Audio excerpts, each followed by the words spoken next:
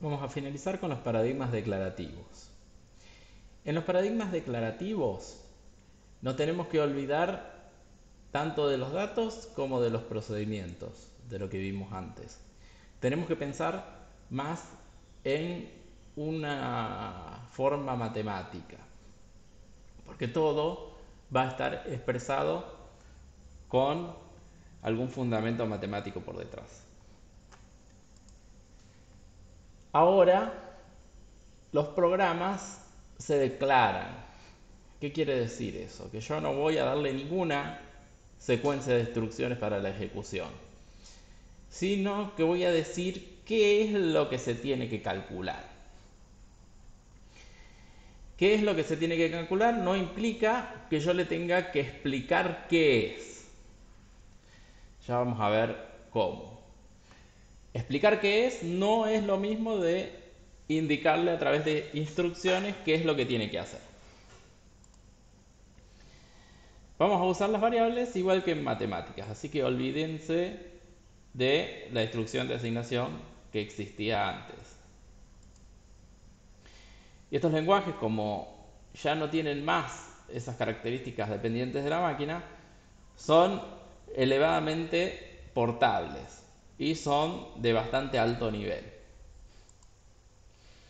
Hay principalmente tres paradigmas principales, los vamos a ver un poco de cada uno. Vamos a empezar con el paradigma funcional.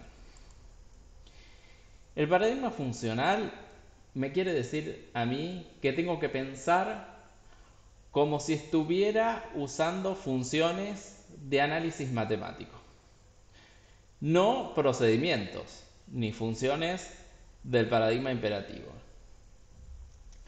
Yo voy a definir un montón de funciones, voy a tener funciones ya predefinidas y se las voy a aplicar a valores. Con esos valores voy a tener el resultado del cómputo. Las funciones matemáticas van a poder llamar a otras funciones, recibir otras funciones como parámetro y devolver una función. O sea, son el, el punto principal de este paradigma. No existe la noción de variable como la forma imperativa de modelar una celda de memoria. Por lo tanto, no vamos a tener los problemas que traen aparejadas las variables globales. Las variables globales se dice que causan efectos colaterales. ¿Por qué? Porque yo la puedo modificar en cualquier parte del programa y luego olvidarme de qué valor tuvo y, y pensar que a lo mejor tiene algún valor no esperado, esperado digo, y no es el que coincide con el que esperaba. Eso no va a pasar. Tiene una característica, en general todos los paradigmas declarativos van a tener la característica de que como no dependen de una llamada a un bloque de sentencias que se ejecutan sucesivamente, va a ser muy difícil aplicar la repetición en los ciclos o en las operaciones repetitivas. O sea, estos paradigmas no se van a llevar bien con el for ni con el while, como si se lo llevaban los paradigmas imperativos. Pero van a tener una forma de realizar ciclos que es a través de la recursión. En particular, para el paradigma funcional vamos a tener funciones recursivas. Vamos a ver un ejemplo en uno de los lenguajes que ustedes ya vieron al principio, que es el típico ejemplar de este paradigma, que es un lenguaje basado en Lisp, que fue el primero en implementar este paradigma, y se llama Scheme. Tiene varias variantes, Racket también es otra variante, pero es básicamente el mismo formato. Vamos a usarlo para calcular el factorial de un número. En el factorial de un número obviamente vamos a tener que hacer ciclos o iteraciones. Entonces vamos a ver cómo hace para resolver eso sin tener que recurrir al while o al for. Ustedes saben que la otra forma de realizar iteraciones sin tener que hacer eso es recurrir a la recursión. El factorial de un número es el número por el número menos 1 por el número menos 2, así ya hasta llegar hasta el 1. O lo que es lo mismo, es el número por el número menos 1 por el número menos 2 hasta llegar al 1. O el número por el factorial del número menos 1. Así podríamos decir hasta llegar al 1, en el que el factorial de 1 es 1. Entonces, le podemos explicar a Scheme o Racket qué es un factorial. Un factorial es justamente eso. Es n por el factorial de n menos 1 o 1 si el número es 1. Ya con esa definición de función factorial, yo le digo qué es un factorial. Fíjense que no le estoy diciendo cómo lo tiene, qué instrucciones tiene que seguir para procesarlo. Yo le estoy explicando qué es un factorial, aunque parezca una secuencia de instrucciones. En realidad no lo es una explicación. Ahí tenemos una variable que en realidad se usa como parámetro, como un parámetro matemático, que va a representar lo que yo le ingrese para calcular el factorial. Y ahí tenemos varias aplicaciones de funciones. Todas las operaciones van a ser funciones, incluso la resta, que se expresa en esa manera, primero poniendo el menos y luego los números. Factorial, que es una función que ya tiene un nombre personalizado, se expresa de esa manera. Y también tenemos la función que nos determina si el número es igual a algo. En ese caso, si n es igual a 1. Todo es funciones, hasta el if es una función. Entonces vemos que en esa explicación de lo que es un factorial, definimos y aplicamos funciones matemáticas. Ahora yo puedo preguntarle al intérprete del lenguaje que me diga cuál es el factorial de los números que yo voy ingresando.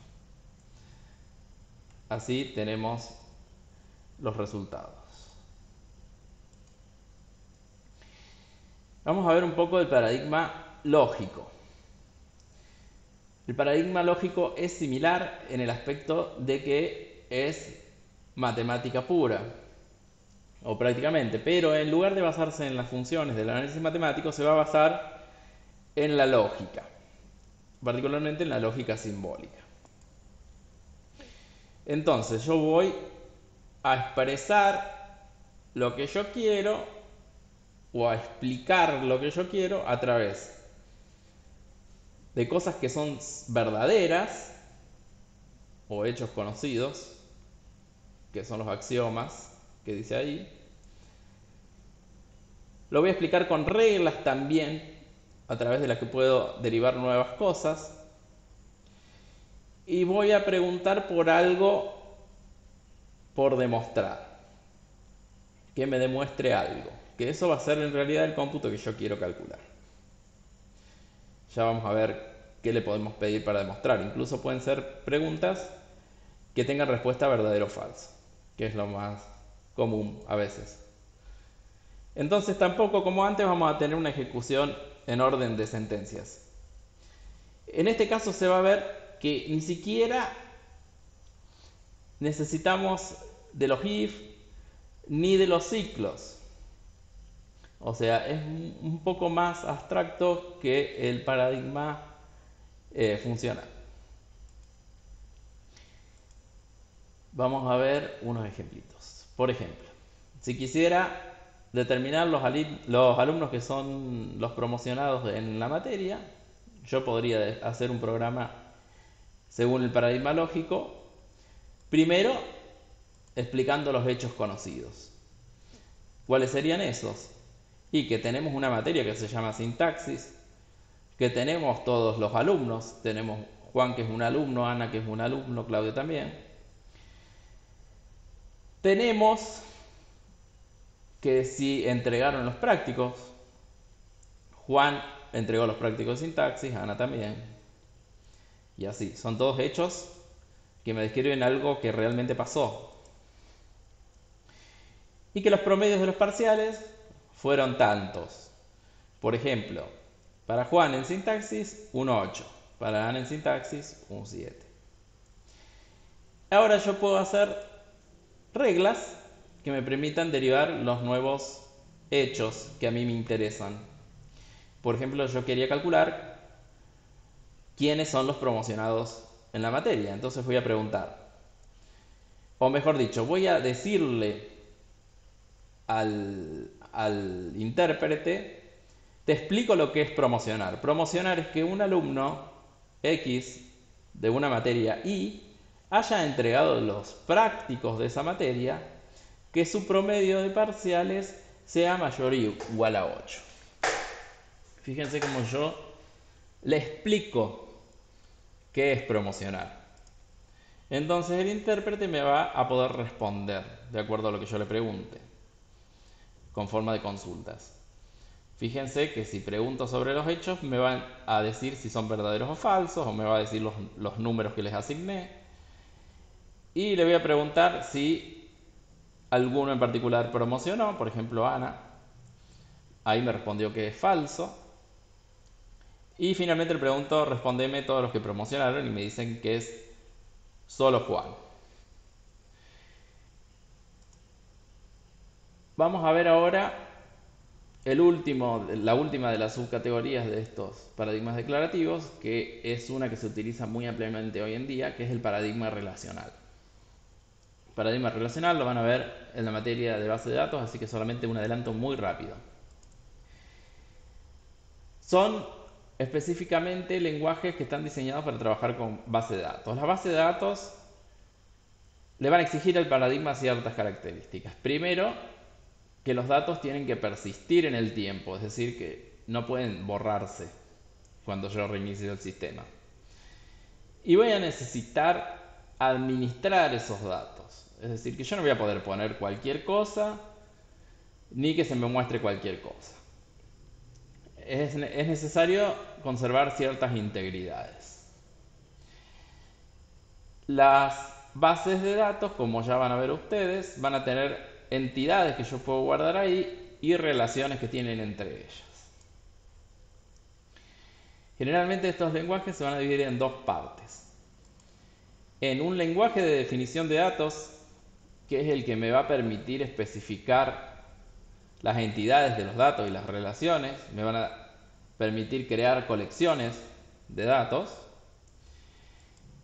Y después voy a tener un lenguaje de manipulación de datos, que es el que me va a manejar las consultas que yo realice sobre esos datos, básicamente, cuando los utilice. Ese es el lenguaje que está basado en la lógica relacional. Vamos a ver si yo quisiera tener, por ejemplo, una base de datos de alumnos con SQL. Yo podría crear una entidad de tabla que se llame alumnos, donde podría guardar el legajo, el apellido, el nombre, el domicilio, etc.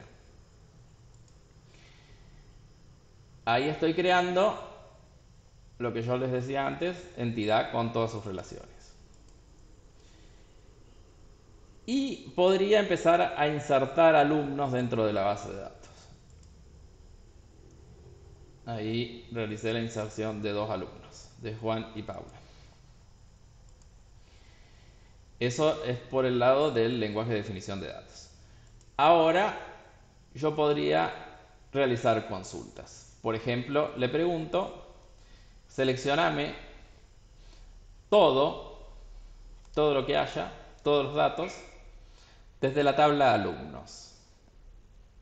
Y el resultado de la consulta me va a devolver los datos de los alumnos que yo cargué. Esa es básicamente la idea detrás de este tipo de paradigma, que obviamente tiene un fundamento matemático mucho más complejo, pero total ustedes ya lo van a desarrollar en el año que viene.